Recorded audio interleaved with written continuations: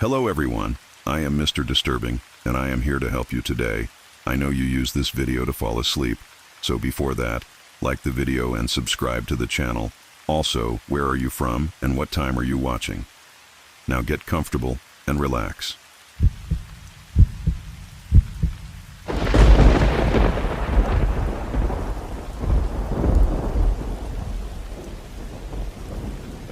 I know this channel is usually about exploring abandoned places and urban legends, but today I want to share something different, something personal. My grandfather Daniel passed away last month, and while going through his things, I found this journal entry from 1992. It's about something that happened to him and his best friend Hugo in Clay County, West Virginia. Grandpa Daniel was the kind of man who never told tall tales. He was a coal miner for 37 years, fought in Vietnam, raised 4 kids. Not the type to make things up or embellish stories. But what he wrote in this journal, it stayed with me since I read it. He never talked about this stuff when he was alive, but I think maybe he wanted someone to know. So I'm sharing it with you all, exactly as he wrote it, to honor his memory. This is his story, in his own words. I'm writing this down because I need to get it out of my head, and because maybe someday someone ought to know what really happened up on Widow's Ridge that autumn. My hands are still shaking as I write this, 3 days later, and I keep looking out the window expecting to see that damned light flickering through the trees. It was October of '92, and the leaves were at their peak.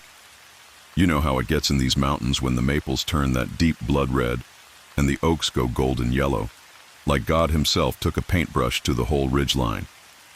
The air had that crisp bite to it that makes you want to pull on a wool sweater and sit on the porch with a cup of coffee, watching the mist roll through the hollows at dawn. Hugo Brennan had been my best friend since we were both knee-high to a grasshopper. We'd grown up together in Clay County, hunting the same deer trails, fishing the same creeks, working the same coal seams when we got old enough. Hugo was the kind of man who could track a wounded buck through a thunderstorm or find his way home in a blizzard using nothing but the feel of the wind. The mountains were in his blood the way coal dust gets in your lungs, deep and permanent. That particular October, Hugo had been acting strange. Not strange in an obvious way, but in the way you notice when you've known someone for 40 years. He'd always been quiet, but now he was quieter. He'd always been thoughtful, but now he seemed to be thinking about something specific, something that was eating at him from the inside. When we'd sit on his porch after work, sharing a beer and watching the sunset behind the ridge, he'd stare off toward the mountains with this look in his eyes I'd never seen before, like he was listening to something I couldn't hear. The first time Hugo mentioned the lantern, I thought he was pulling my leg. We were sitting in Mabel's diner on a Tuesday morning, sharing a plate of biscuits and gravy before our shift at the mine. Hugo was stirring his coffee with that absent-minded way he had, not really seeing the cup, when he said it. He told me he'd been seeing a light up on the ridge at night. Not a house light or a campfire, but something else. Something that moved. He said it looked like an old oil lantern, the kind his grandmother used to carry to the outhouse before they got electricity. He'd been watching it for weeks, he said, from his bedroom window. It would appear just after midnight on the nights when the moon was dark, flickering between the trees like someone was walking the ridgeline, searching for something. I asked him if he'd been drinking, and he gave me a look that could have melted steel. Hugo Brennan was many things, but he wasn't a drinker. Never had been. His father had been a mean drunk, and Hugo had sworn off the bottle before he was old enough to legally touch it. The thing about mountain folk is that we grow up with stories. Stories about things that live in the deep woods. Things that don't like to be disturbed. Most of us learn to take them with a grain of salt, but we also learn not to dismiss them entirely. There are too many places in these mountains where the trees grow thick and the shadows stay dark even at noon. Too many hollows where the old-timers refuse to hunt, where the animals don't make any noise, where the very air feels thick and wrong. The story of the widow's lantern wasn't new to me. I'd heard it from my grandfather when I was a boy, and he'd heard it from his grandfather before him. The way the story goes, there was a woman named Eliza Hardwick who lived up on what we now call Widow's Ridge back in 1906. Her husband, Thomas, worked the coal mine down in the valley. one of those early operations that carved tunnels into the mountainside with nothing but picks and shovels and pure determination. Thomas Hardwick was supposed to come home on October 13th, 1906, but he never made it. There'd been a cave-in at the mine, and Thomas was trapped somewhere in the tunnels with 5 other men. The mine owners brought in crews from 3 counties to dig them out, but the mountain had shifted, and the tunnels were buried under tons of rock and earth. They never found the bodies. Eliza Hardwick refused to believe her husband was dead. Every night she'd take her oil lantern and walk the ridge above the mine, holding it high so Thomas could see it if he managed to dig his way out. She'd walk from sunset to sunrise, calling his name into the darkness, waiting for an answer that never came. He never hunted that ridge again. None of the old-timers did. They'd hunt every other mountain in the county, but never Widow's Ridge. There was an understanding among the mountain folk that some places were best left alone. But Hugo, God help him, was curious. He'd always been the type to poke at things that were better left alone, to ask questions that didn't need answering. When we were kids, he was the one who'd dare you to explore the old mine shafts or spend the night in the abandoned church. He had a hunger for mystery that most of us grew out of, but Hugo never did. The more he told me about the lantern, the more I could see it consuming him. He'd lost weight, and there were dark circles under his eyes like he wasn't sleeping. His wife, Sarah, had started asking me if I knew what was wrong with him. She said he'd been getting up in the middle of the night and standing at the bedroom window, staring out at the ridge for hours at a time.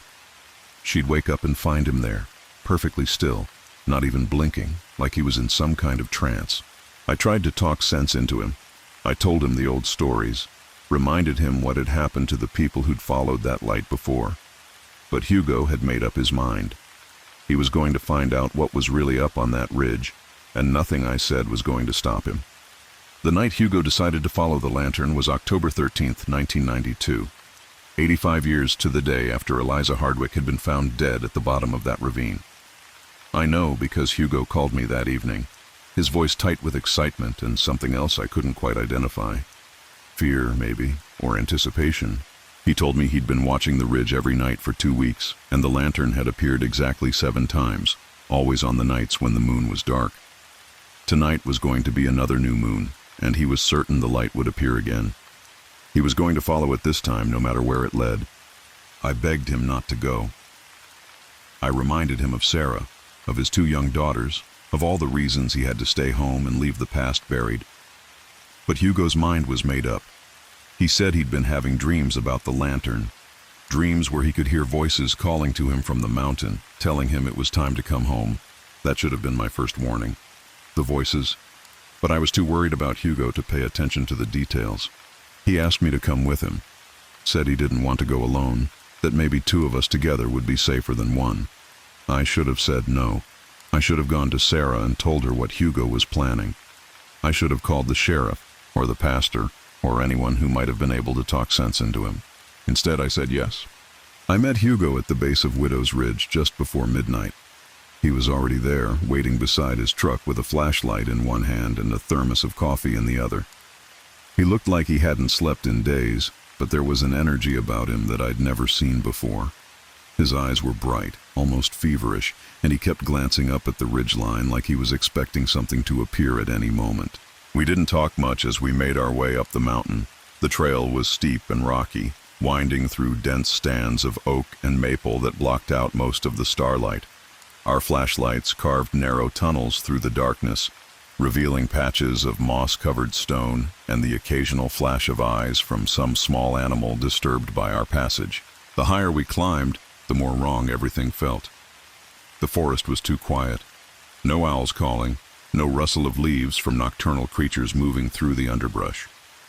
Even the wind seemed muted, as if the mountain itself was holding its breath. The air grew thick and heavy, like it does before a thunderstorm, but the sky was clear and filled with stars. About halfway up the ridge, Hugo stopped so suddenly that I nearly walked into him. He was staring off into the trees, his flashlight beam dancing across the trunks like he was searching for something. When I asked him what was wrong, he just shook his head and kept walking, but I could see the tension in his shoulders, the way his free hand had curled into a fist. We reached the ridgeline just after 1 in the morning. The view from up there was spectacular, even in the dark. You could see for miles in every direction, the rolling hills and valleys spread out below us like a rumpled blanket. The lights of Clay County twinkled in the distance, and somewhere far off, a train whistle echoed through the hollows. Hugo found a fallen log to sit on and motioned for me to join him. We turned off our flashlights and sat in the darkness, waiting. The silence was profound, the kind of deep quiet you only find in the mountains on a still night. I could hear my own heartbeat, could feel the pulse of blood in my temples. Then Hugo grabbed my arm. The light appeared without warning, flickering to life about 100 yards to our left. It looked exactly like an old oil lantern, casting a warm yellow glow that seemed to push back the darkness in a perfect circle. But there was something wrong with that light, something that made my skin crawl even from a distance. It was too steady, too bright, and it cast shadows that seemed to move independently of the flame. The lantern began to move, bobbing along the ridgeline like someone was carrying it. But I couldn't see anyone holding it. The light seemed to float through the trees on its own, weaving between the trunks with an odd, hypnotic rhythm. And as it moved, I started to hear something. A sound so faint I wasn't sure at first if I was imagining it. Voices, calling from somewhere far below, echoing up through the mountain itself. Men's voices, hoarse and desperate, pleading for help, pleading for someone to dig them out. Hugo was already on his feet, his eyes fixed on the lantern with an intensity that frightened me. He took a step toward the light, then another, and I realized he was going to follow it, whether I came with him or not. I wish I could say I tried to stop him. I wish I could say I tackled him to the ground and dragged him back down the mountain by force. But the truth is, I was curious too. That lantern was the most beautiful and terrible thing I'd ever seen, and despite every instinct screaming at me to run, I wanted to know where it would lead. We followed the light deeper into the woods, stumbling over roots and rocks, branches catching at our clothes like grasping fingers. The lantern stayed just ahead of us, always visible, but never quite within reach.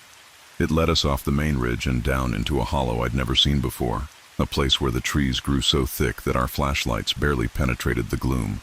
The voices grew louder as we descended. I could make out individual words now, fragments of sentences that chilled me to the bone. They were calling for their wives, for their children, for anyone who might hear them. They were begging for water, for food, for just one breath of clean air. And underneath it all, threading through the desperate pleas, was a woman's voice, soft and sad, and infinitely lonely. She was calling for Thomas. The lantern led us to a clearing at the bottom of the hollow, a place where the earth was torn and scarred like something had been digging. In the center of the clearing was a hole, perfectly round and so deep that our flashlight beams couldn't find the bottom. The lantern hovered at the edge of that hole, casting its warm glow down into the darkness. That's when I saw her. Eliza Hardwick stood on the far side of the clearing, her lantern held high, her white hair flowing in a wind that didn't touch anything else. She was exactly as my great-grandfather had described her. Thin as a rail, her dress hanging off her frame like a burial shroud, her eyes black as coal and empty as the spaces between stars. But there was something else about her, something that made my blood run cold. She was smiling. It wasn't a human smile. It was the smile of something that had been waiting for a very long time, something that had finally found what it was looking for. She looked at Hugo with an expression of such profound hunger that I felt my knees go weak. Hugo was walking toward her. I tried to call out to him, tried to grab his arm, but I couldn't move. My body had gone rigid with terror, my muscles locked in place like I'd been turned to stone. I could only watch as my best friend walked toward that terrible woman, his eyes fixed on her face with an expression I'd never seen before. Love. Hugo looked at Eliza Hardwick with the same expression he'd worn on his wedding day, the same look he'd given his daughters when they were born. He was in love with her, or with what she represented. He was in love with the mystery, with the tragedy, with the romance of eternal devotion that had consumed her for nearly a century. When Hugo reached the edge of the hole, Eliza held out her lantern to him. He took it with both hands, cradling it like a precious child, and the moment his fingers touched the metal, I heard his voice join the chorus rising from the depths. Not his speaking voice, but something deeper, something that came from the very core of his being. He was calling for Sarah. The lantern in Eliza's hands flickered and went out. Her form began to fade, becoming translucent, then transparent, then gone entirely. But Hugo remained, standing at the edge of that terrible hole with the lantern clutched to his chest, his mouth open in a silent scream that I could hear in my bones. That's when I was finally able to move. I ran through those dark woods like a madman, crashing through branches and underbrush, falling over roots and rocks, my flashlight beam dancing wildly in front of me. I ran until I couldn't run anymore, and then I walked until I found the trail that led back down the mountain. I didn't stop until I reached my truck, and I didn't stop shaking until I was halfway home. I never told anyone what happened that night. What could I say? That my best friend had been claimed by a century-old ghost? That he'd taken the place of a woman who'd been dead for 85 years? Who would believe such a story? Hugo's body was found 3 days later at the bottom of a ravine on the far side of the mountain. The official cause of death was listed as accidental fall, probably due to disorientation in the dark. There was no mention of the clearing, no mention of the hole, no mention of the lantern that was found clutched in his hands. An old oil lantern, the kind his grandmother used to carry to the outhouse before they got electricity. Sarah buried him in the Clay County Cemetery, next to his parents and grandparents. The whole town came to the funeral. Hugo had been well-liked, well-respected, a man who'd lived his entire life in these mountains and never caused trouble for anyone. The pastor spoke about his devotion to his family, his love for the land, his tragic end on the mountain he'd known since childhood. But I know the truth. Hugo didn't fall off that ridge. He chose to stay there, chose to take up the burden that Eliza Hardwick had carried for almost a century. He's up there now, walking the ridge line with his lantern, searching for something he'll never find, calling for a woman who's sleeping safe and sound in a house he'll never see again. And sometimes, on the nights when the moon is dark and the wind is still, I can hear him calling, not his voice, but something deeper, something that comes from the mountain itself. He's calling for Sarah, just like Eliza called for Thomas, just like someone will call for the next person foolish enough to follow that light. You ever feel like something's watching you out in the woods? Like there's something just beyond the edge of your vision, something that's been waiting for you to notice it? That's how I feel every time I look up at Widow's Ridge. Like Hugo is up there, holding his lantern high, hoping I'll see it and come to keep him company. But I won't. I've learned my lesson. Some burdens are meant to be carried alone, and some mysteries are better left unsolved. The mountain has claimed Hugo, just like it claimed Eliza, just like it will claim the next person who's foolish enough to believe that love can conquer death. I'm writing this down so that someone will know what really happened, so that maybe someone else won't make the same mistake Hugo made. Don't go looking for that lantern. Don't follow that light. And if you ever find yourself on Widow's Ridge on a dark night, and you see a warm yellow glow moving through the trees, turn around and walk away, because the mountain is always hungry, and it's always looking for someone new to feed it. The voices are calling again tonight. I can hear them through my bedroom window, echoing up from the hollow, pleading for help. And somewhere among them, carried on the wind like a prayer, is Hugo's voice, calling for Sarah. I think I'll close the curtains tonight. I think I'll try not to listen. But I know I will. That's where the journal entry ends. My grandfather never wrote about the lantern again, never mentioned Hugo or what happened on Widow's Ridge. But my grandmother told me that for the rest of his life, he refused to go anywhere near that part of the county. He'd drive 30 miles out of his way to avoid passing by the ridge, and he never hunted or fished in those mountains again. The thing is, I looked up the records. Hugo Brennan did die in October 1992, found at the bottom of a ravine on Widow's Ridge. The official cause of death was listed as accidental fall. There was no mention of a lantern in the police report, but there was something else. Something that made me understand why my grandfather never talked about this. Hugo's body was found on October 16, 1992. But according to the coroner's report, he'd been dead for at least a week, which means he died on October 13th, maybe even earlier. The same night my grandfather wrote about following him up the mountain. The same night my grandfather claimed to have seen Hugo take the lantern from Eliza Hardwick's hands. I've been thinking about driving down to Clay County, about taking a look at Widow's Ridge for myself. But every time I start to plan the trip, I remember the way my grandfather used to look out his bedroom window on dark nights, the way he'd stand there perfectly still, like he was listening to something the rest of us couldn't hear. Maybe some stories are better left in the past. Maybe some mysteries are meant to stay buried. But I can't stop thinking about that lantern, about what it might look like flickering through the trees on a moonless night. I can't stop wondering if Hugo is really up there, walking the ridgeline with his light held high, searching for something he'll never find. And sometimes, late at night, when the wind is still and the house is quiet, I think I can hear him calling. Not his voice, but something deeper, something that comes from the mountain itself, something that sounds like my name. My name is Jax, and I'm sharing this story to preserve my uncle's memory.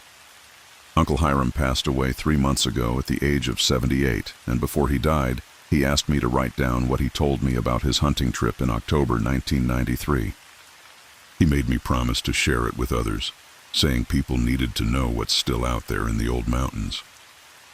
I've typed up his account exactly as he told it to me, word for word, during our last conversation. This is Uncle Hiram's story, in his own words.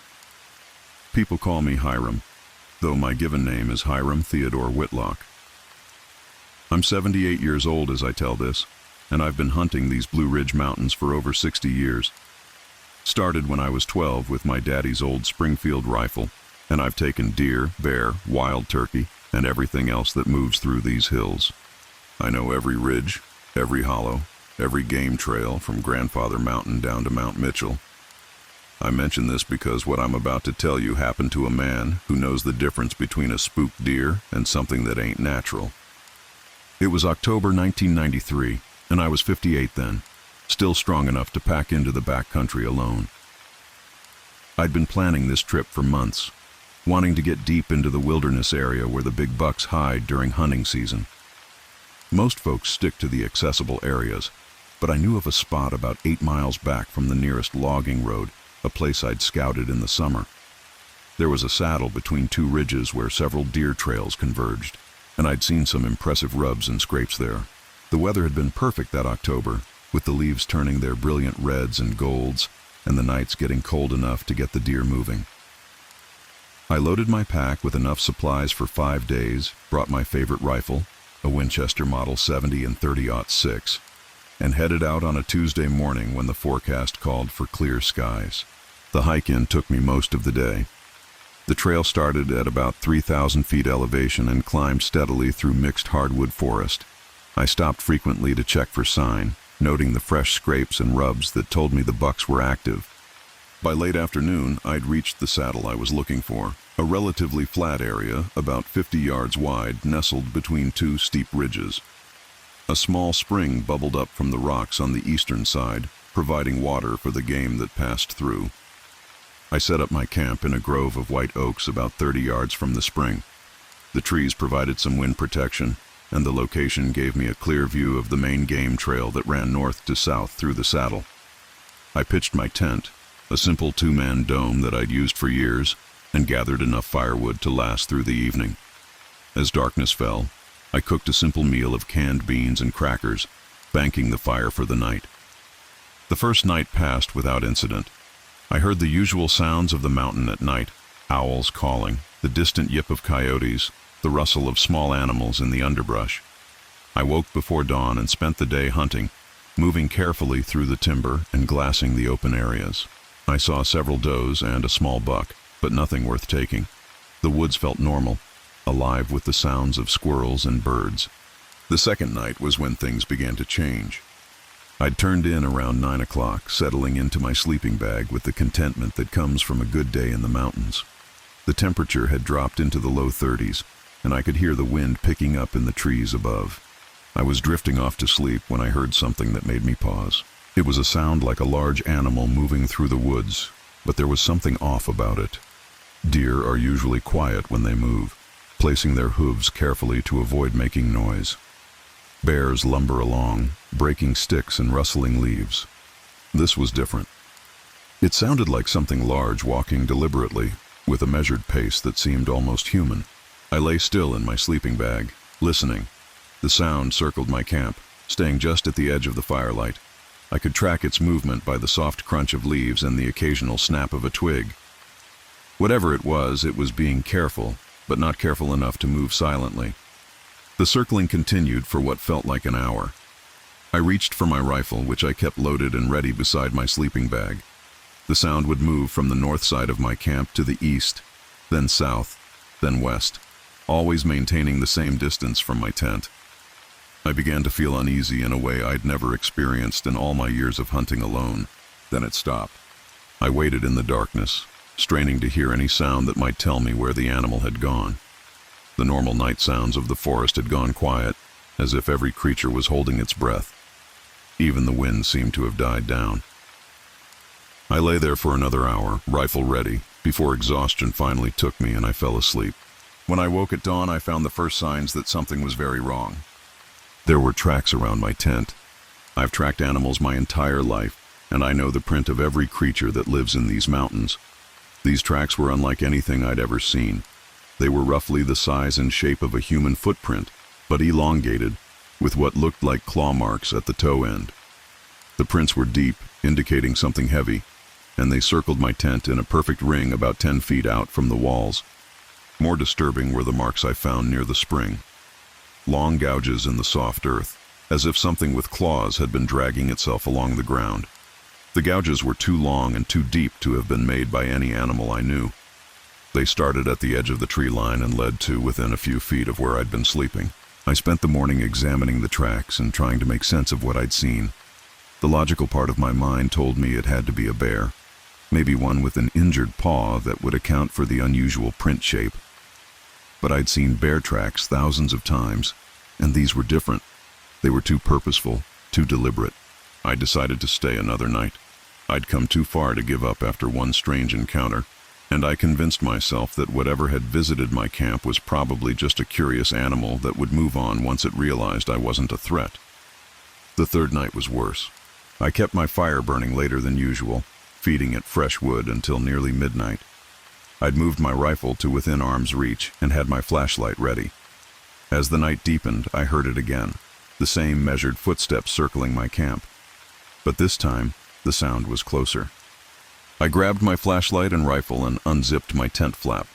The beam of light swept across the trees, revealing nothing but shadows and the flickering shapes of leaves moving in the wind. But I could still hear it out there, just beyond the reach of my light. The footsteps had stopped, but I could sense something watching me from the darkness. I kept the light moving, trying to catch a glimpse of whatever was out there. Then I heard a sound that made my blood run cold.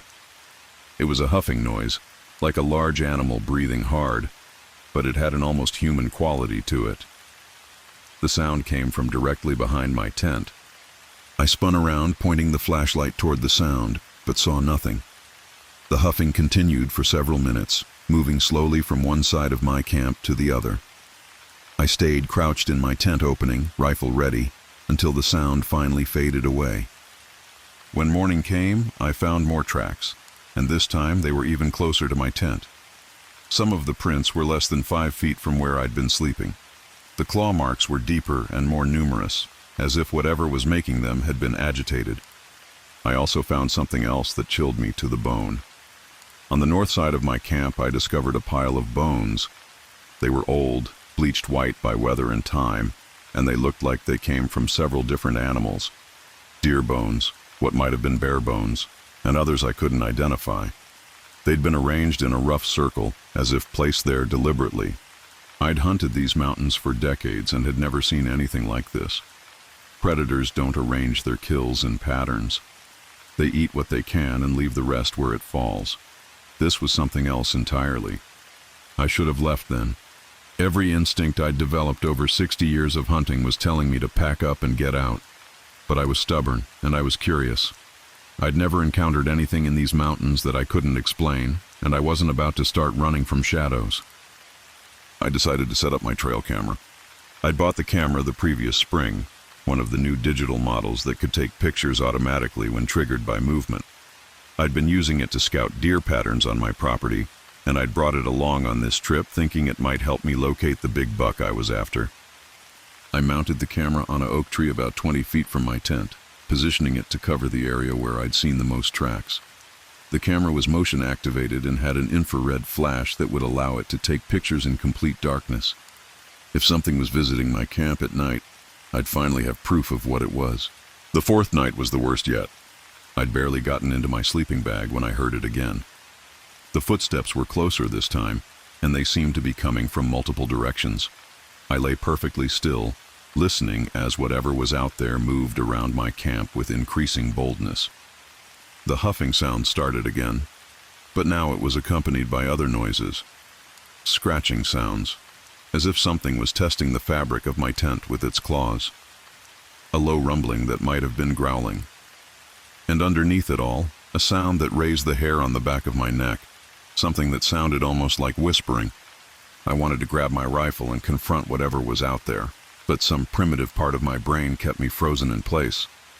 I'd spent my life in these mountains, and I'd never been afraid of any animal that lived here. But this was different. This felt malevolent in a way that no wild animal ever had. The sounds continued for hours. Sometimes they would fade away, and I'd think whatever it was had finally left. Then they would start again, closer than before.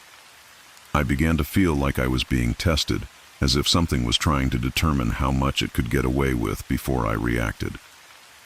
Toward dawn, everything went silent again. I waited until full daylight before leaving my tent. The tracks were everywhere now, covering the ground around my camp like a dance floor. They led in all directions, disappearing into the forest and reappearing near my tent. But it was the marks on my tent itself that made me realize I was dealing with something far more dangerous than I'd imagined. Long parallel scratches ran along the side of my tent, starting about 4 feet off the ground and extending down nearly to the stakes. Whatever had made them had stood upright and reached down with claws or talons to scrape the fabric. The scratches were too high and too deliberate to have been made by any four-legged animal. I checked my trail camera, and the red light was blinking, indicating it had been triggered during the night. My hands shook as I removed the memory card and inserted it into the small viewer I'd brought along. What I saw on that camera changed everything I thought I knew about these mountains. The first few images showed nothing unusual, just the empty forest captured in the eerie black and white of infrared photography. Then, at 11:43 p.m., something entered the frame. At first I thought it was a deer. The shape was roughly the right size, and I could see what looked like antlers. But as I scrolled through the images, I realized what I was looking at was impossible. The creature was walking upright on 2 legs. It moved with a fluid, almost graceful gait that was definitely not human, but was far too coordinated to be any animal I knew. The antlers were massive, easily the largest I'd ever seen, but they were attached to a head that was wrong in every way. In the infrared images, I couldn't make out details, but the proportions were all off. The creature circled my tent repeatedly, sometimes stopping to examine it closely. In one image, it appeared to be reaching toward my tent with what looked like elongated arms. In another, it seemed to be looking directly at the camera, as if it knew it was being watched. But it was the final image that made me drop the viewer and step back from my camp. The creature was standing perhaps 10 feet from my tent, and it was no longer moving. It stood perfectly still facing my tent, and I could see that what I'd taken for a deer's head was actually something else entirely. It appeared to be wearing a skull, a deer skull, with the antlers still attached, and where the face should have been, there was nothing but darkness. I stared at the image for a long time, trying to process what I was seeing. This wasn't an animal. This was something else, something that had been watching me, studying me, playing some kind of game that I didn't understand. I packed up my camp in less than an hour. The hike out was a nightmare. Every sound in the forest made me jump. Every shadow seemed to hide something watching me. I kept looking over my shoulder, expecting to see the creature following me, but I saw nothing. The normal sounds of the woods had returned. Birds singing, squirrels chattering, the distant sound of a woodpecker working on a dead tree. But I couldn't shake the feeling that I was being watched. I made it back to my truck as the sun was setting, and I've never been so glad to hear the sound of an engine starting. The drive home took me through several small mountain towns, and I found myself looking at the people I passed, wondering if any of them had ever encountered what I'd seen in the woods. I've told this story to very few people over the years. Most folks would think I was crazy, or that I'd been drinking, or that I'd simply misidentified some common animal. But I know what I saw in those pictures, and I know what I experienced in that camp. I did some research after I got home, digging through old books and talking to some of the older folks who've lived in these mountains their whole lives. I learned that the Cherokee who lived in this area before they were forced out had stories about creatures that weren't quite animal and weren't quite human. They had different names for them, but the descriptions were remarkably similar to what I'd encountered. One old-timer I talked to, a man named Henry Sizemore, who was in his 90s then, told me his grandfather had spoken of something called the Deer Man. According to the stories, it was a creature that could take the form of a deer, but would sometimes walk upright like a man. It was said to be curious about humans, but also dangerous if provoked or threatened. Henry told me his grandfather had warned him to never hunt alone in certain areas of the mountains, places where the old spirits still walked. He said the Deer Man was drawn to solitary hunters, and that it would sometimes follow them for days, learning their habits and routines. I asked Henry if he'd ever seen anything like what I described, and he got a strange look in his eyes. He told me that some things were better left undisturbed, and that the smart thing to do was to stay away from places where such creatures might be found. I've never returned to that spot in the mountains. Over the years, I've had plenty of opportunities to go back. I've hunted in other areas of the same wilderness, some of them within a few miles of where I encountered the creature. But I've never felt the urge to return to that particular saddle between the ridges. Sometimes, late at night when the wind is howling through the trees, I think about what I saw in those trail camera images. I wonder if the creature is still out there, walking through the forest on two legs, wearing its gruesome mask of bone and antler. I wonder if it remembers me, and if it's still curious about the human who invaded its territory all those years ago. I've often thought about going back with a larger group, maybe bringing some other experienced hunters who might be able to help me understand what I encountered. But something stops me every time. Maybe it's wisdom, or maybe it's just fear. Some things are better left alone, and some questions are better left unanswered. But I still have those images. I printed them out and kept them in a box in my closet, along with sketches I made of the tracks I found around my camp. Sometimes I take them out and look at them, trying to convince myself that what I saw was just a trick of the light, or a malfunction of the camera, or anything other than what it appeared to be. It never works. The creature in those images is real, and it's unlike anything that's supposed to exist in these mountains. It's intelligent, it's purposeful, and it's still out there somewhere in the vast wilderness of the Blue Ridge. I've spent the last 30 years trying to forget what I saw, but the memory refuses to fade. It's as clear now as it was the morning I first saw those impossible tracks around my tent. Sometimes I dream about it, and in those dreams, I'm back in that tent, listening to the sound of something circling my camp.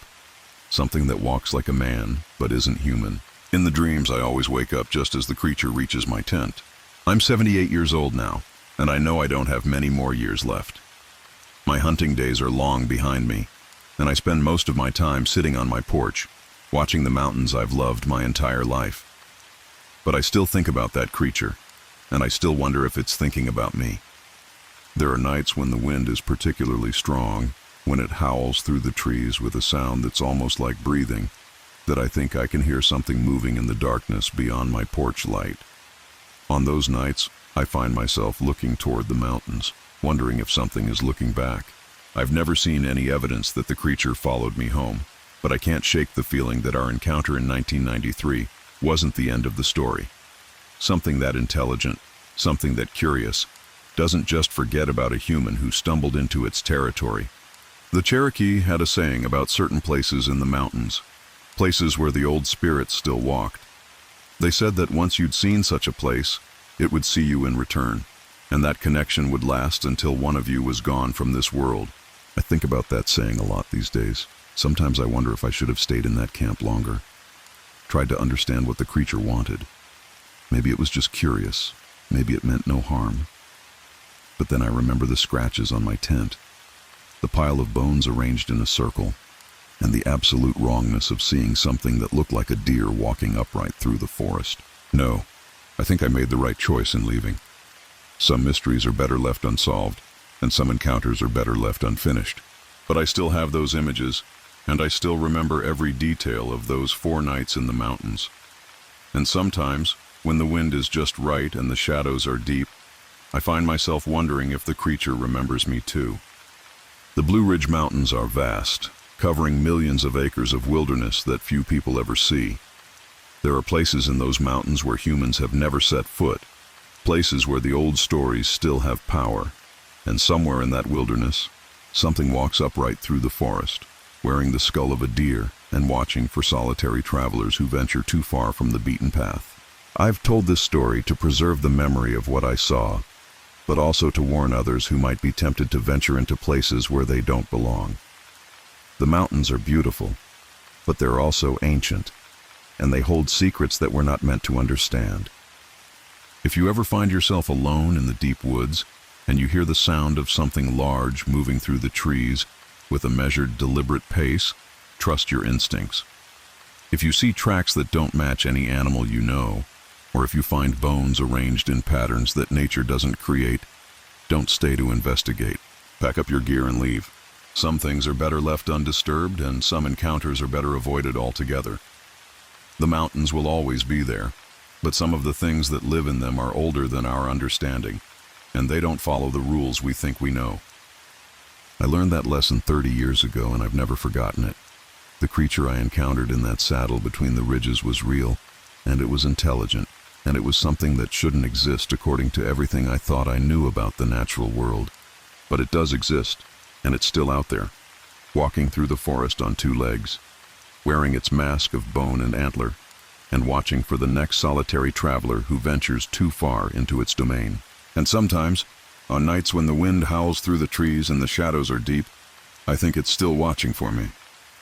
Uncle Hiram passed away peacefully in his sleep 3 months after telling me this story.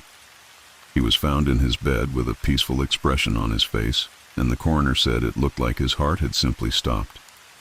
But there was something strange about his death that I've never mentioned to anyone until now. The morning he died, I went to his house to check on him, as I did every few days. I found him in his bed, but I also found something else that made no sense. There were muddy footprints on his bedroom floor, tracks that looked like they'd been made by something with claws. They led from his bedroom window to his bed and back again. The window was open, even though it had been a cold night, and the screen had been torn open from the outside. The police said it was probably just a raccoon or possum that had gotten into the house, but I knew better. I'd seen similar tracks before, in Uncle Hiram's story and in the pictures he'd shown me. I never told anyone about the tracks, and I had them cleaned up before the funeral director arrived. But I kept thinking about what Uncle Hiram had said about the Cherokee belief that once you'd seen a place, it would see you in return. I think something had been watching him all these years, and I think it finally came to collect what it considered its due. Uncle Hiram had always said that some encounters are never really finished, and I think he was right. I'm sharing this story now because I think people need to know what's still out there in the old mountains. Uncle Hiram made me promise to tell it, and I'm keeping that promise. But I'm also telling it as a warning. Stay on the marked trails. Don't camp alone in the deep woods. And if you ever see something that walks like a man but isn't human, don't wait around to get a better look. Some things are better left undisturbed, and some secrets are better left buried in the deep places of the world.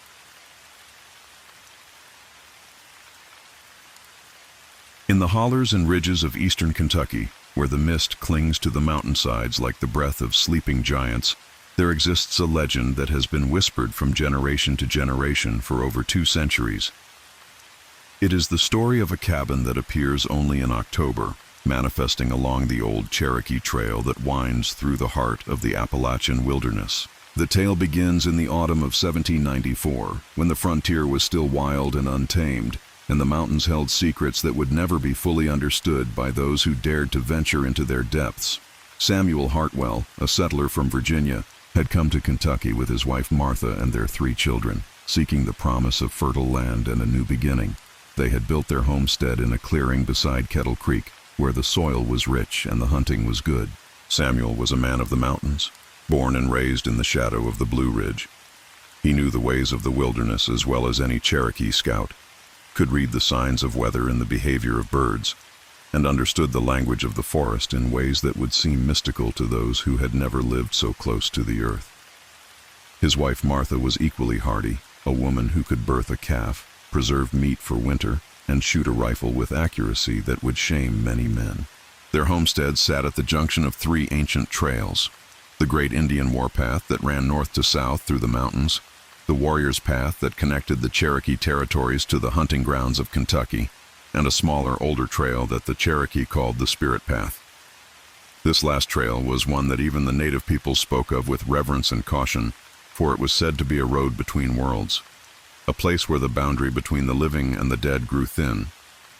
The Cherokee had warned Samuel about building so close to the Spirit Path. Old Chief Dragging Canoe, before his death in 1792, had spoken to Samuel during one of their rare peaceful encounters. The chief had pointed to the narrow trail that wound through the darkest part of the forest, and told him that it was a road for spirits, that certain times of year brought visitors who were not entirely of this world. Samuel had listened respectfully, as he always did when the Cherokee spoke of such matters. But like many frontier settlers, he had dismissed such warnings as superstition. The first sign that something was amiss came in late September of 1794. Samuel was out checking his trap lines when he noticed smoke rising from a part of the forest where no homestead should be. The smoke was thin and blue, the kind that comes from a well-tended fire, and it rose straight up in the still air like a prayer reaching toward heaven. Samuel followed the smoke to its source and found himself standing at the edge of a clearing he had never seen before, though he had walked these woods countless times. In the center of the clearing stood a cabin, small and neat, built in the style of the earliest frontier dwellings.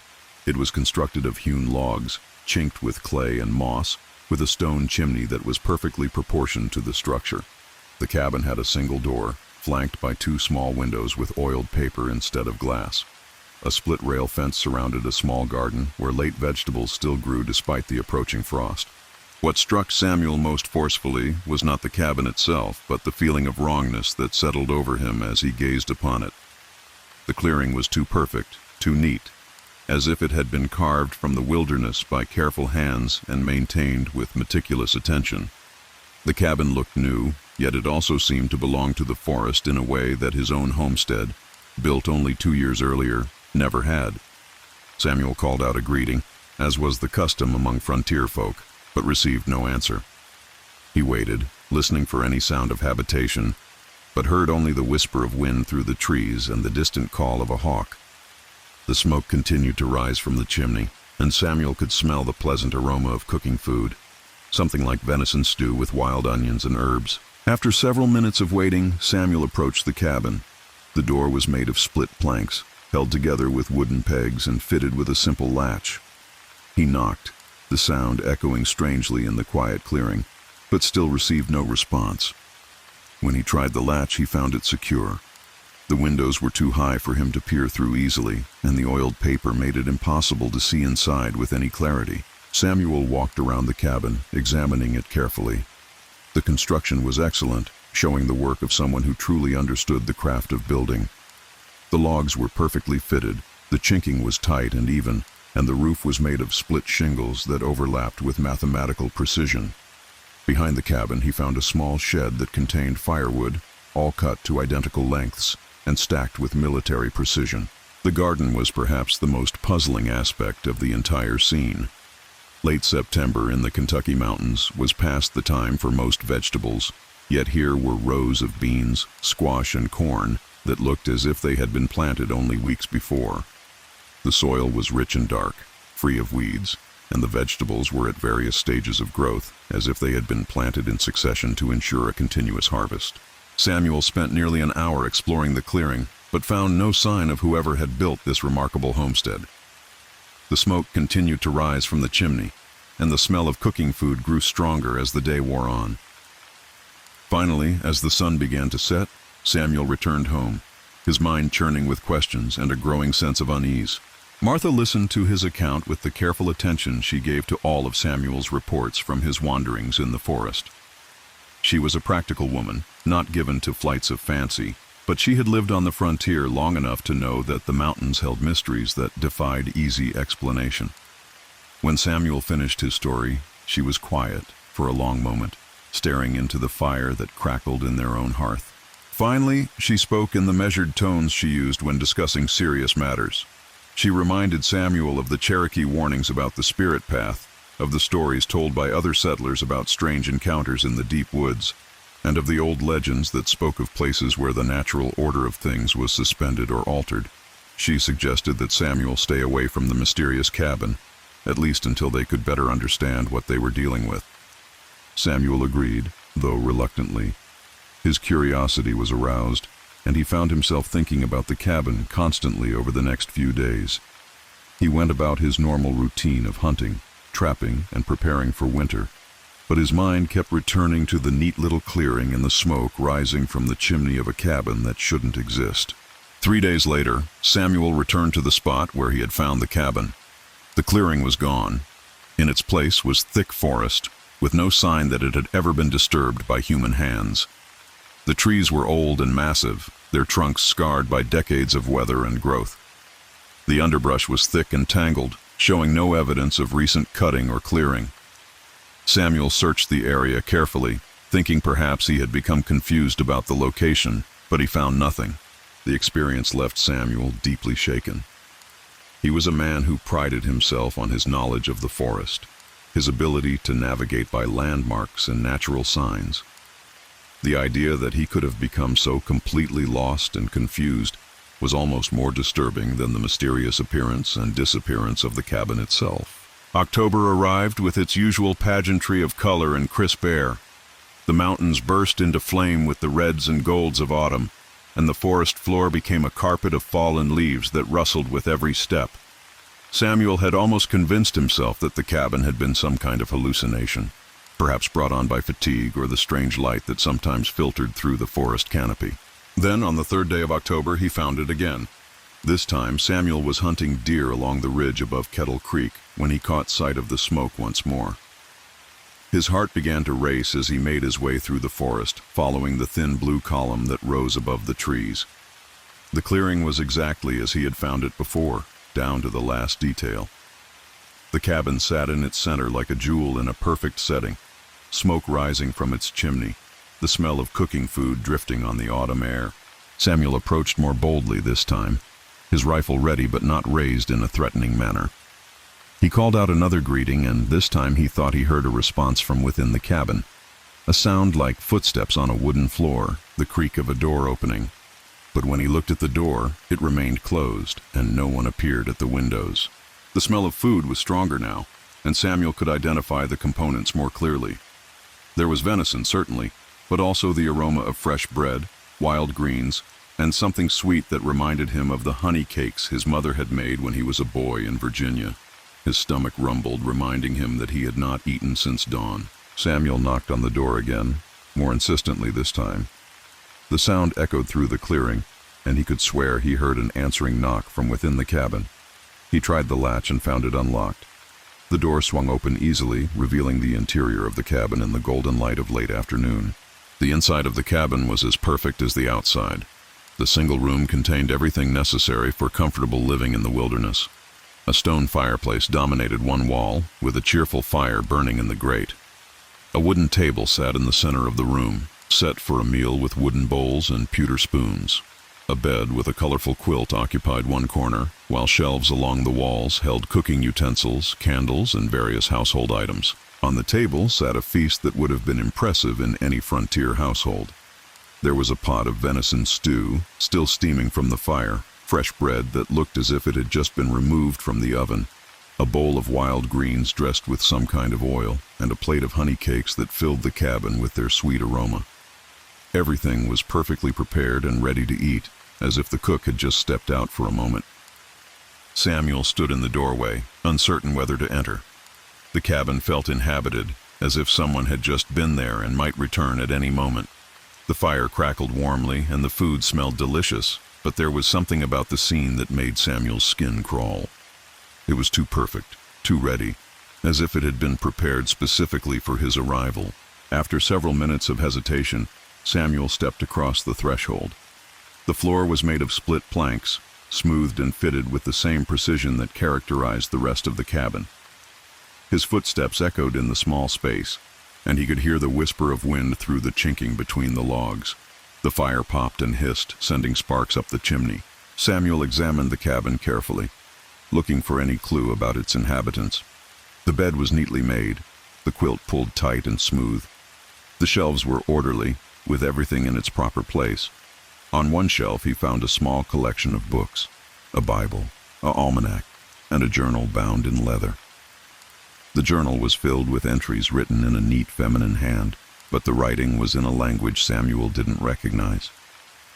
The cooking implements were well made and well maintained. The pot hanging over the fire was iron, black with age and use. The wooden bowls on the table were carved from a single piece of wood, polished smooth by countless meals. The pewter spoons bore the marks of a craftsman's hammer, and the bread knife had a bone handle worn smooth by years of use. Samuel sat down at the table, his hunger overcoming his caution. The stew was delicious, rich with meat and vegetables that had been seasoned with wild herbs. The bread was fresh and warm, with a crust that cracked when he broke it. The greens were bitter but pleasant, dressed with what tasted like bear fat and wild onions. The honey cakes were sweet and light, flavored with nuts and berries. As he ate, Samuel found himself relaxing. The cabin was warm and comfortable, and the food was the best he had tasted in months. Outside, the wind was picking up, and he could hear the rustle of leaves and the creak of tree branches. The fire cast dancing shadows on the walls, and the overall atmosphere was one of peace and contentment. When he had finished eating, Samuel sat back in his chair and looked around the cabin once more. Now that his hunger was satisfied, he could appreciate the craftsmanship that had gone into its construction. Every detail was perfect, from the carefully fitted logs to the smooth plank floor. The furniture was simple but well made, and everything had its place. As the sun began to set, Samuel realized he should return home. Martha would be worried if he didn't return before dark, and he had no desire to navigate the forest trails in the darkness. He stood to leave, but as he reached the door, he heard something that made him freeze. From somewhere in the cabin came the sound of a woman humming. It was a melody Samuel didn't recognize, but it was hauntingly beautiful, with a lilting quality that seemed to echo in his bones. He turned around, expecting to see someone, but the cabin was empty. The humming continued, seeming to come from the walls themselves. Samuel felt a chill run down his spine. He had heard stories of haunted places, of spirits that lingered in locations where they had known happiness or suffered tragedy. The humming was not threatening, but it was definitely not natural. It continued for several minutes, rising and falling in a pattern that seemed almost like a conversation. When the humming finally stopped, Samuel wasted no time in leaving the cabin. He closed the door behind him and walked quickly across the clearing, not looking back until he reached the edge of the forest. When he did turn around, the cabin was still there, smoke rising from its chimney, looking as solid and real as his own homestead. Samuel made his way home through the gathering darkness, his mind racing with questions. Who had built the cabin? Where were its inhabitants? Why did it appear only in October? And most disturbing of all, why did it feel as if it had been prepared specifically for him? Martha listened to his account with growing concern. She had known Samuel for 15 years, and she had never seen him so shaken by anything. He was a man who faced bears and hostile Indians with calm determination, but this mysterious cabin had rattled him in a way that nothing else ever had. Over the next several days, Samuel found himself drawn back to the cabin repeatedly.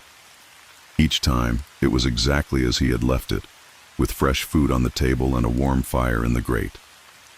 The humming woman never appeared, but Samuel often heard her voice, sometimes humming, sometimes singing in that unknown language.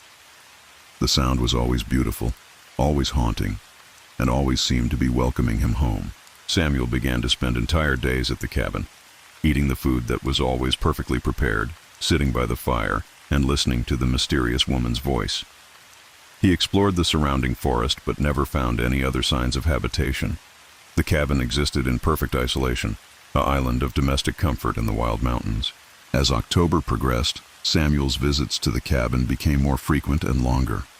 Martha grew increasingly worried about his behavior.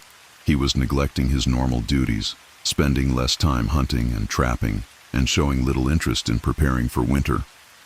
When she questioned him about the cabin, he would become evasive and defensive, insisting that she wouldn't understand. The crisis came on October 20th when Samuel failed to return home at all. Martha waited through the night, pacing the floor and listening for the sound of his footsteps. When dawn broke without any sign of him, she knew she had to act. Martha had never been to the mysterious cabin, but Samuel had described its location well enough that she thought she could find it. She armed herself with Samuel's spare rifle and set out into the forest, following the trails he had described. The October air was crisp and clear, and the forest was alive with the sounds of birds and small animals preparing for winter. It took Martha most of the morning to find the clearing, but when she did, she understood immediately why Samuel had been so fascinated by the place. The cabin was exactly as he had described it, perfect in every detail, with smoke rising from its chimney and the smell of cooking food drifting on the air. Martha approached the cabin cautiously, her rifle ready. She had not lived on the frontier for 15 years without learning to be careful in unfamiliar situations. She called out Samuel's name, and to her relief she heard his voice respond from within the cabin. When she opened the door, she found Samuel sitting at the table, eating from a bowl of stew. He looked up at her with a strange expression, part guilt, part defiance, and part something else that she couldn't quite identify. He seemed different somehow, as if he had been changed by his time in the cabin. Martha tried to convince Samuel to come home with her, but he refused. He insisted that he was perfectly safe, that the cabin was the most peaceful place he had ever known, and that he wasn't ready to leave. When Martha pressed him, he became agitated and told her that she couldn't understand, that the cabin was special, that it was meant for him. The argument that followed was the first serious disagreement of their marriage. Samuel refused to leave, and Martha refused to abandon him. Finally, as darkness began to fall, Martha agreed to spend the night in the cabin, hoping that by morning Samuel would see reason. The cabin was certainly comfortable, Martha had to admit. The bed was soft and warm, the fire provided cheerful light and heat, and the food was delicious. But there was something about the place that made her deeply uneasy. It was too perfect, too ready, as if it existed solely to lure people into its embrace. During the night, Martha heard the humming that Samuel had described. It was indeed beautiful, but to her ears it sounded less like a welcome and more like a lament. The melody seemed to speak of loss and longing, of someone who had been separated from everything they loved. Martha lay awake for hours, listening to the sad song and wondering about the woman who sang it. In the morning, Martha made one final attempt to convince Samuel to leave. She spoke of their children, of the approaching winter, of the work that needed to be done before the snows came. But Samuel seemed to have lost all interest in his former life. He spoke dreamily of staying in the cabin forever, of the peace and contentment he had found there. Realizing that she could not force Samuel to leave, Martha returned home to care for their children and prepare for winter alone. She continued to visit the cabin every few days, bringing news from the outside world and pleading with Samuel to return. But each time he seemed more distant, more entranced by the mysterious place. Other settlers began to notice Samuel's absence. The frontier community was small and close-knit, and everyone knew everyone else's business. When word spread that Samuel Hartwell was living in a mysterious cabin that appeared only in October, the story quickly became the subject of much discussion and speculation. Some of the older settlers remembered similar stories from their own past. There were tales of cabins that appeared in the deep woods, of mysterious voices that called to travelers, of places where the normal rules of the world seemed suspended. The Cherokee had many such stories, and some of the white settlers had begun to give credence to these accounts. A group of men decided to investigate the cabin for themselves. Led by Thomas Mackenzie, a respected hunter and Indian fighter, they made their way into the forest following Martha's directions. They found the clearing easily enough, and they saw the cabin exactly as it had been described. But when they approached the door, they found it locked, and no amount of knocking or calling could raise a response from within. The men could see smoke rising from the chimney, and they could smell cooking food, but the cabin might as well have been empty for all the response they got. They walked around the building, examining it carefully, but found no other way in. The windows were too high to reach, and the door was the only entrance. Frustrated, Thomas Mackenzie decided to force the door. He and two other men put their shoulders to it, and after several attempts, they managed to break it open. But when they rushed inside, they found the cabin empty. There was no sign of Samuel, no indication that anyone had been there recently. The fire was cold, the table was bare, and the bed was neatly made, Confused and more than a little frightened, the men searched the cabin thoroughly. They found nothing that would explain Samuel's disappearance or the mysterious nature of the place. The cabin was exactly what it appeared to be, a well-built frontier dwelling with all the normal furnishings and equipment. When the men returned to tell Martha what they had found, she was devastated. She had lost her husband to something she couldn't understand or fight. The community rallied around her, helping with the harvest and preparing her homestead for winter. But there was little they could do to ease her grief. As October drew to a close, Martha made one final visit to the cabin. She found it exactly as the men had described, empty, cold, and showing no signs of recent habitation. She called Samuel's name, but received no answer. She searched the surrounding forest, but found no trace of him. On November 1st, Martha returned to the clearing and found it empty.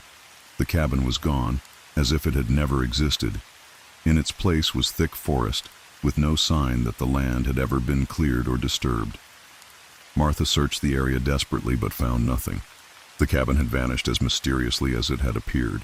Martha spent the winter as a widow, caring for her children and maintaining the homestead with the help of neighbors.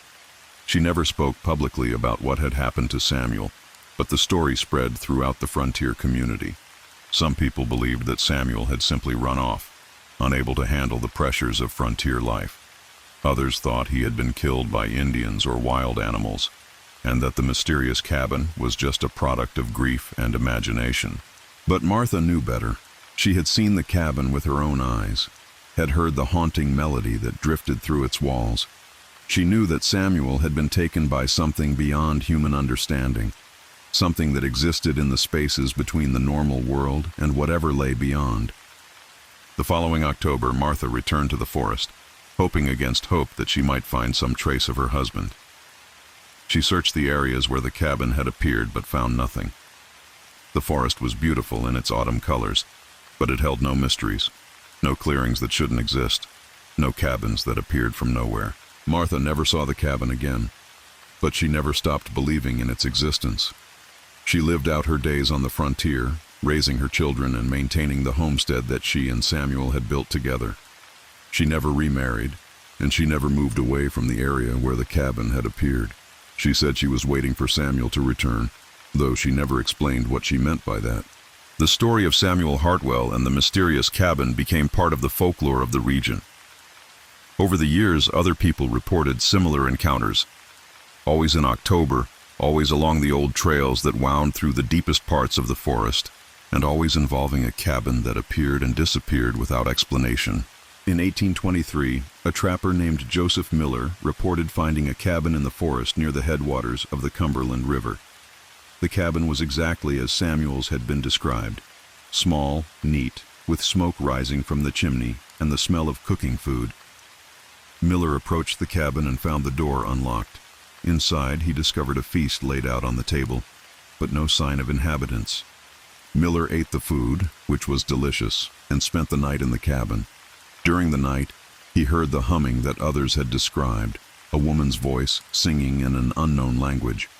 The melody was beautiful, but mournful, and it seemed to speak of loss and longing. In the morning, Miller tried to leave the cabin, but found that he couldn't. Every time he reached the edge of the clearing, he would find himself back at the cabin door, as if the forest itself were conspiring to keep him there. He spent 3 days in this loop, growing increasingly desperate, before he finally managed to break free by following a stream that ran through the clearing. Miller's story added new details to the legend. It suggested that the cabin was not just a place of mysterious appearance, but a trap of some kind, designed to lure people in and keep them there. The humming woman, rather than being a benign presence, might be something more sinister, a spirit that collected souls, or a witch who fed on the life force of travelers. Other stories followed over the years.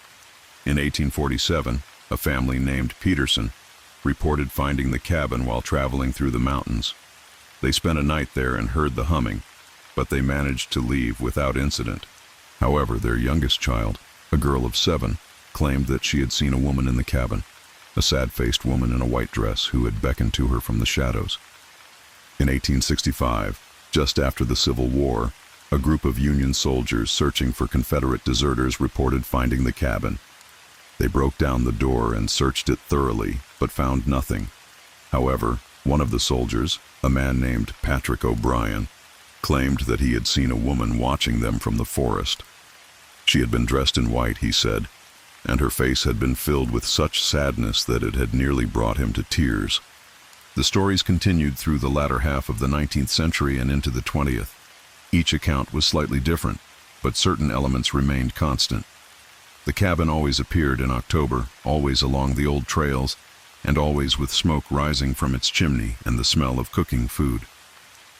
The humming woman was almost always present, though she was rarely seen, and those who entered the cabin often found it difficult to leave, as if something within it was determined to keep them there.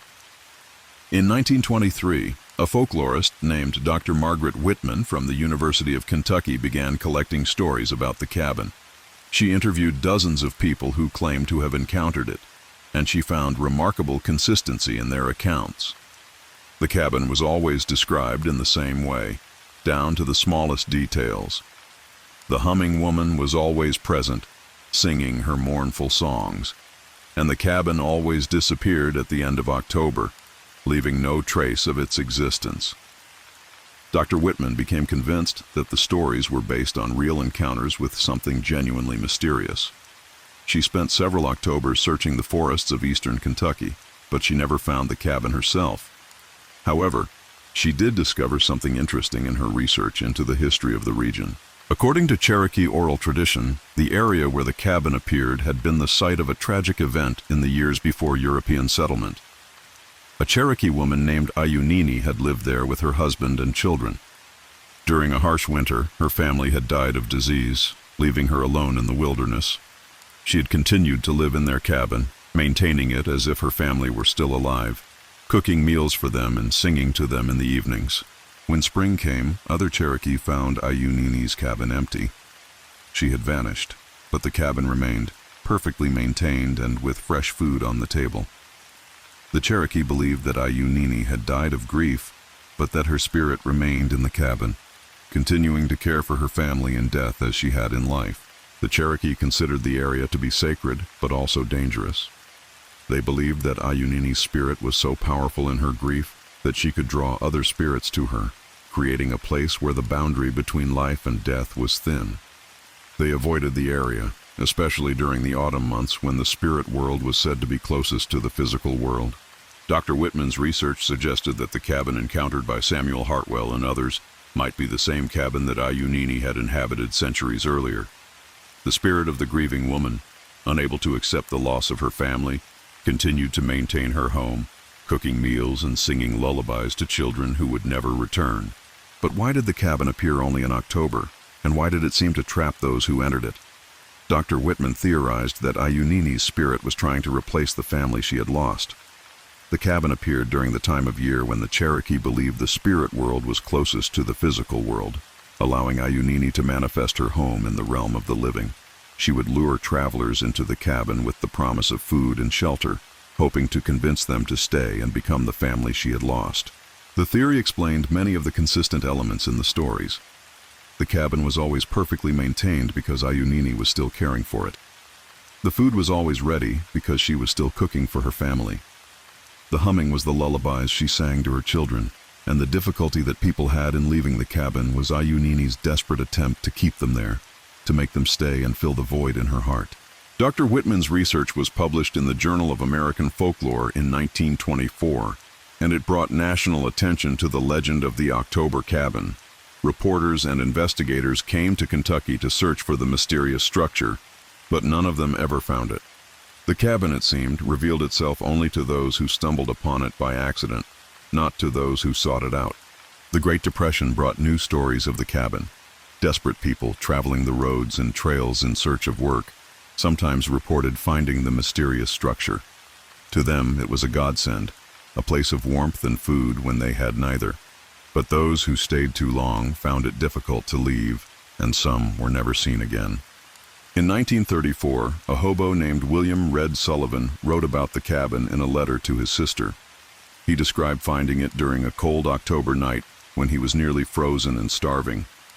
The cabin had appeared like a miracle, with a warm fire and hot food waiting. He had stayed for 3 days, he said, listening to the beautiful singing that came from the walls. But when he tried to leave, he found himself walking in circles, always ending up back at the cabin door. Sullivan claimed that he had finally escaped by following a strategy he had learned from other hobos. He had walked backward out of the clearing, never taking his eyes off the cabin. This had broken whatever spell was keeping him there, and he had been able to find his way back to the railroad tracks. But he said that part of him had wanted to stay, that the cabin had felt more like home than any place he had ever been. World War II brought a temporary lull in the stories, as people had more pressing concerns than mysterious cabins in the forest. But in the 1950s, as Americans began to have more leisure time and disposable income, interest in the legend revived. Hunting and camping became popular pastimes, and people began to venture into the deep woods in greater numbers. This led to a new wave of cabin sightings. In 1956, a group of deer hunters from Ohio reported finding the cabin on a hunting trip to Kentucky. They described it exactly as previous witnesses had: small, neat, with smoke rising from the chimney and the smell of cooking food. One of the hunters, a man named Robert Chen, entered the cabin and found it furnished exactly as others had described. Chen stayed in the cabin for the night, eating the food and listening to the humming that seemed to come from the walls themselves. In the morning, he tried to convince his companions to see the cabin, but when they approached the clearing, they found it empty. Chen insisted that the cabin was there, that they just couldn't see it, but his friends thought he was either lying or suffering from some kind of delusion. The incident caused a rift in the group, and Chen never hunted with them again. He became obsessed with the cabin, returning to Kentucky every October to search for it. He claimed to have found it several more times over the years, but he could never bring anyone else to see it. His family and friends began to worry about his mental health, and his wife eventually left him, taking their children. Chen's story became part of the legend, adding a new element: the idea that the cabin might be selective about who could see it. Perhaps it only appeared to those who were in some way vulnerable or in need of what it offered. This would explain why it was often found by travelers who were lost, hungry, or desperate. In the 1960s, as the counterculture movement embraced mysticism and the supernatural, the cabin legend found a new audience. Young people, drawn to the idea of mysterious places and spiritual experiences, began to search for the cabin deliberately.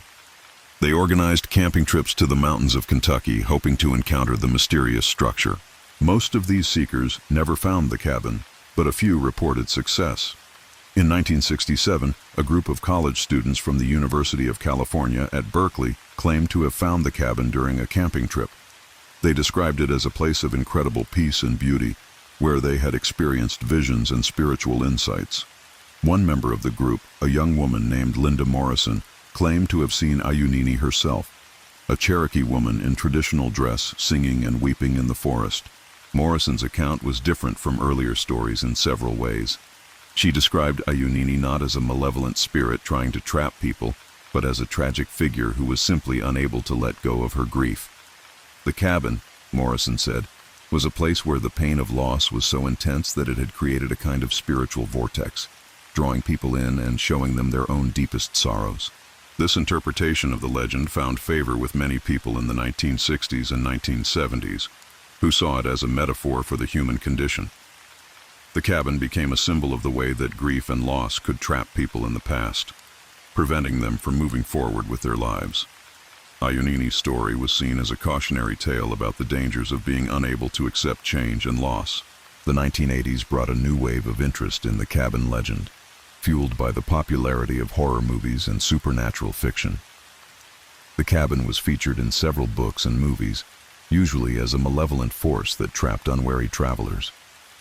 These fictional accounts often strayed far from the original legend, turning Ayunini into a demonic figure and the cabin into a place of horror rather than sorrow. Real sightings of the cabin continued to be reported throughout this period. In 1985, a National Park Service ranger named David Kim reported finding the cabin while on patrol in the Daniel Boone National Forest. Kim was an experienced outdoorsman who had worked in the mountains for over 20 years, and he was not given to flights of fancy. Kim's account was notable for its matter-of-fact tone and careful attention to detail. He described finding the cabin exactly as others had, with smoke rising from the chimney and the smell of cooking food. He entered the cabin and found it furnished in the style of the early 19th century, with handmade furniture and primitive cooking implements. What struck Kim most forcefully was the sense of sadness that permeated the cabin. He described it as a feeling of overwhelming loss and longing, as if the very walls were saturated with grief. He heard the humming that others had described, but to his ears, it sounded like a mother singing to children who would never hear her again. Kim spent only a few minutes in the cabin before leaving, but he said that the experience had affected him profoundly. He began to research the history of the area, and he discovered the story of Ayunini and her family. He became convinced that the cabin was a genuine supernatural phenomenon, a place where the intensity of human emotion had somehow transcended the normal boundaries of space and time. The 1990s brought new technology to the search for the cabin. Ghost hunters and paranormal investigators began to use electromagnetic field detectors, infrared cameras, and other equipment to try to document the cabin.